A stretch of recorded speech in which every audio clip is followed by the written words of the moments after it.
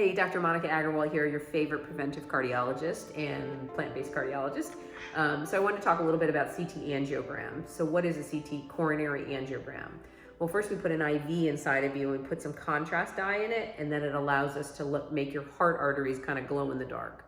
What's good about that? Well, it allows us to see more than a calcium score, which shows us old plaque, which is what calcium is, but it shows us new plaque and fresh plaque, and it shows us sizes of plaque. And so even some of the newer CT scanners are so good that we can understand a little bit even of what's inside the plaque, which is super cool. So what's nice about this test is for people who have chest pain or have an abnormal EKG, this CT scan will allow us to say, is the heart pain that they're having related to plaque or not? Or do they have risk factors for plaque, and then do they have plaque in their heart? Then it allows us to be more aggressive. But it's a very good test to clear the air. So I really like this test, something to think about with your cardiologist.